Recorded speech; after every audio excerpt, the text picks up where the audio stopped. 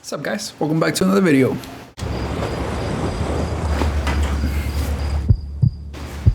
You know, built for that fucking scary shit, bro. Summer is the greatest season by a long shot. That's a hill I'll die on any day. My love for the summer doesn't revolve around partying or drinking as you may expect, but nature.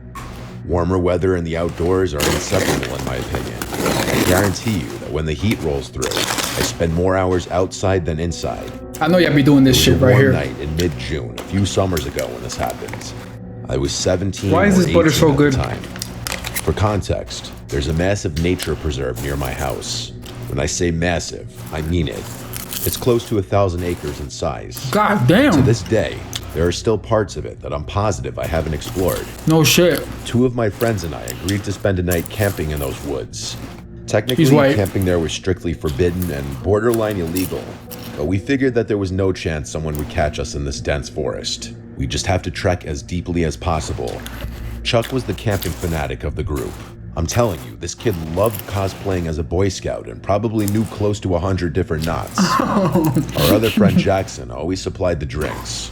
If we were sober, he was unhappy. That's just how things went when Jackson was involved. I remember the feeling of the gentle summer breeze blowing through my hair as the three of us packed up Jackson's car. The weather was ideal, not too cold, not too hot. A few beers later, the three of us found ourselves lugging camping equipment through the woods at like 11:30. I can't lie, I was feeling the alcohol start to hit me as we marched along. Chuck always carried this industrial-grade flashlight with him, so the darkness of the forest wasn't much of an issue. As much as I enjoyed the outdoors though, traversing through thick woods at this hour was a bit creepy, even with Chuck's flashlight on hand. After close to half an hour of straight walking, the three of us found ourselves in a small, flat clearing that was an ideal spot to set up camp. We pitched our tent as per Chuck's instruction and set our chairs up. The fire was the next step. Chuck once again took the lead on this, and after a few more minutes, we had a pretty decent fire going. Jackson reached into his bag and tossed me another drink. He then grabbed his JBL speaker and started playing some music. The vibe was perfect, and we must have been talking and drinking for a good 2 hours. We were all pretty drunk at that point, and I could tell the other guys were just about ready to pack it up for the night. Jackson turned the music down and started collecting discarded beer cans. Just then, a deafening whistle pierced the silence. I nearly jumped out of my seat, going from drunken haze to high alert in a matter of seconds. I don't know how to describe it. The whistle was abnormally loud, but still sounded distant. Jackson quickly shut the speaker off, and the three of us sat in silence as we exchanged concerned looks. I could feel my heartbeat pounding through my chest. We sat there, frozen in place for what seemed like forever, listening intently to our surroundings. But there was nothing. It almost seemed quieter now than it had when we first got there, like eerily quiet. Not even the normal wood sounds you come to anticipate. I used that time to play my memory of the whistle back in my head. It definitely wasn't an animal noise. The best way I can describe it is a standard whistle you'd hear at a ballpark. Chuck finally broke the silence, quietly urging us to pack up and leave. Jackson and I disagreed with that plan though. We might risk encountering whoever made the noise, which I was beyond terrified of. It was past 3 a.m. at this point. An encounter this late would only mean trouble. Chuck hypothesized that whoever made that noise was probably aware of our presence, which was a chilling thought. I didn't know what to do. On one hand, staying put violated every survival instinct I had. Packing up and leaving at this hour didn't seem like a much better option either, though. We finally agreed to wait it out. I went to put the fire out, but Chuck cautioned me against it, saying that a fire would repel any dangerous animals. Only then did the true gravity of the situation smack me in the face. We were literally miles away from any civilization. It was 3 a.m., and there was an unknown entity somewhere in the darkness. Another 10 minutes or so passed, and we had resumed talking, but at a much lower volume with no music. I don't think any of us felt safe going to sleep just yet, though. And then, out of the corner of my eye, I saw it. Something small flew over the darkness of Jackson's shoulder and landed directly in the fire. It was a firecracker. I screamed bloody murder as it started sparkling in the fire, and Chuck cursed as he sprung up out of his chair and bolted into the darkness.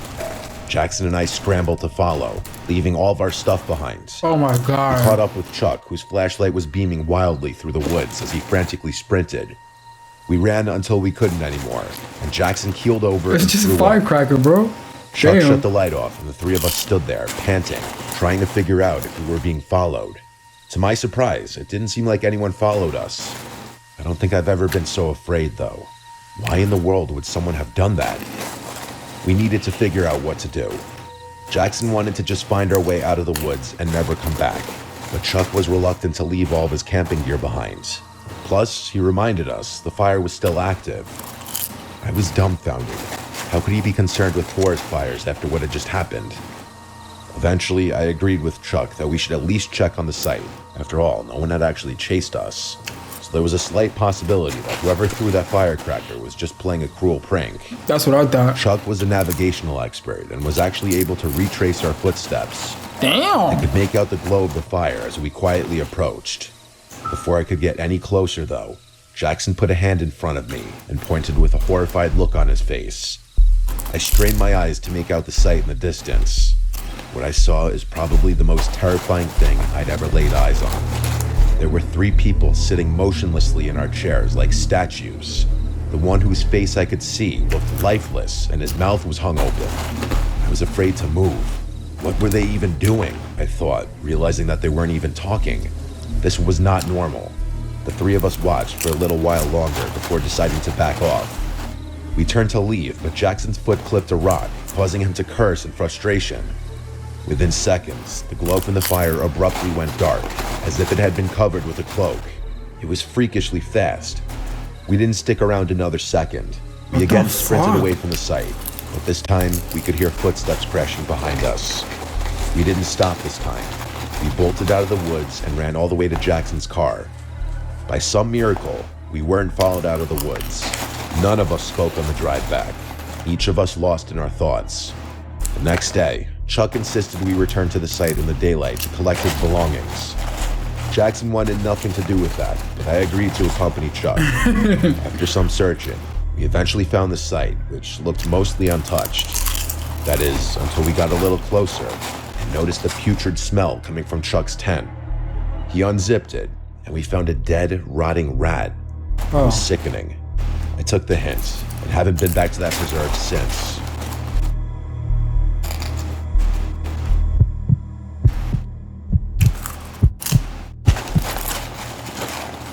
This ongoing issue started about a month ago, but let me provide some context first.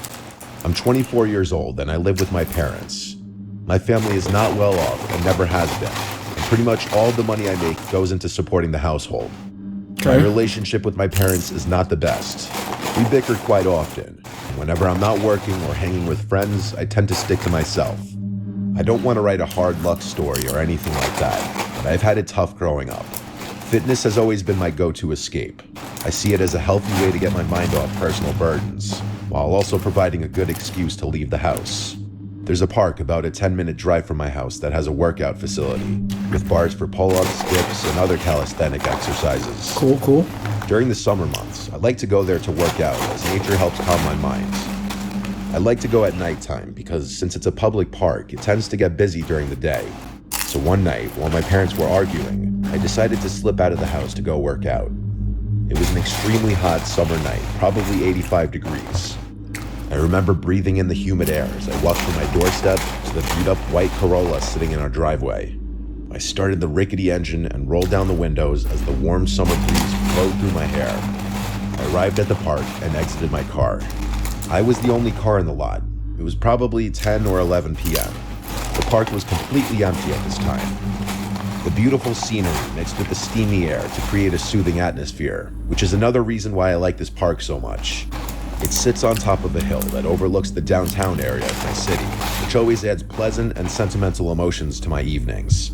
Anyway, I started a set on the pull-up bar. I wasn't really counting the repetitions. When I work out, I just do it till failure, then take a break and do it a couple more times. It was somewhere between my sets, and I took a break to loosen up my arms. Before I got back on the bar, though, an indescribable feeling came over me, and a subconscious urge forced me to turn my head around.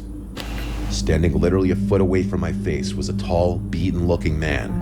I actually screamed and jumped like 5 feet back. He let out a raunchy, boisterous laugh and apologized, saying he didn't mean to scare me. His appearance and mannerisms were extremely eccentric right off the bat, like he was damn near face to face with me. He clearly had something wrong with him. I asked him why he was so close to me, and he said he lives here. He explained that he sees me working out here all the time, and asked me if I could teach him. Now, I'm a very non-confrontational type of person, and especially during a time like that, I really just wanted to be left alone. I awkwardly but politely told him I'm just going to do some pull-ups and leave. I hopped back on the bar and continued my set. His words marinated in my mind.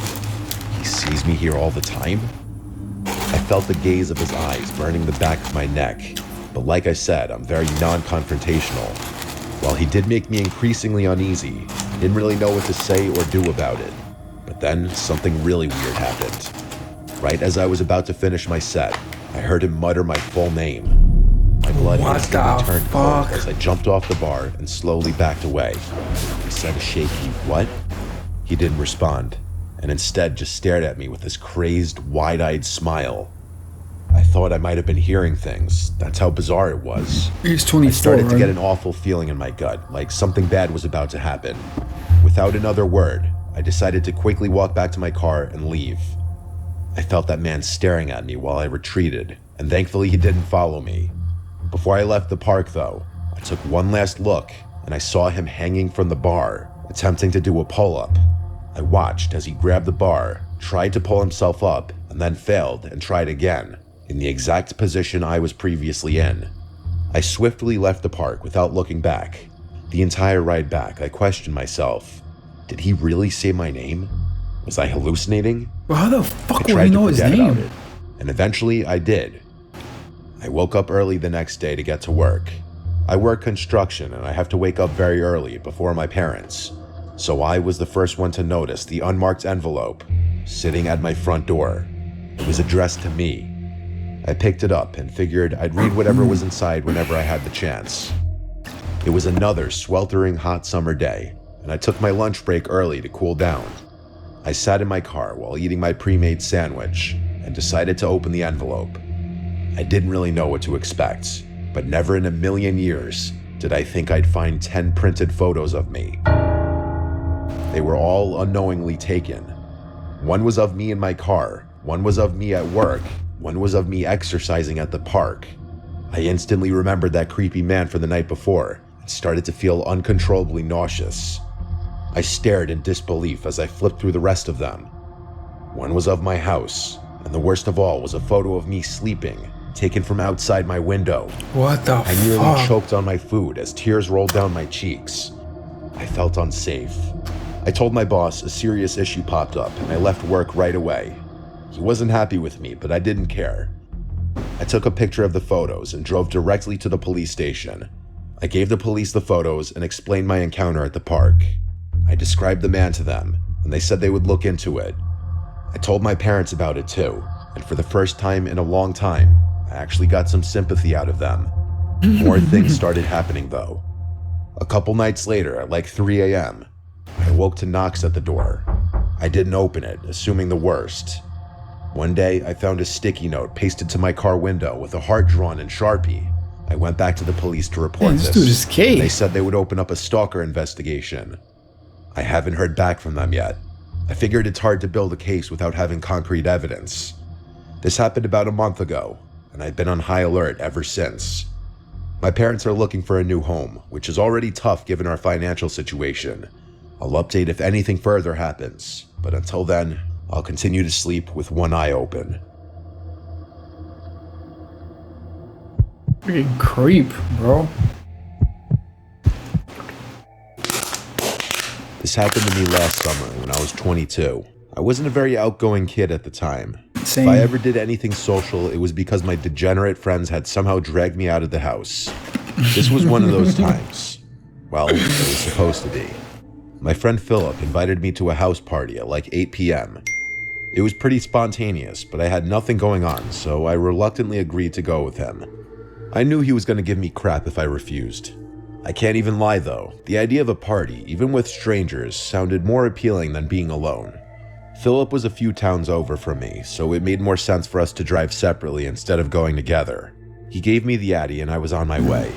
The literal second I pulled onto the street, Philip bailed at the last minute.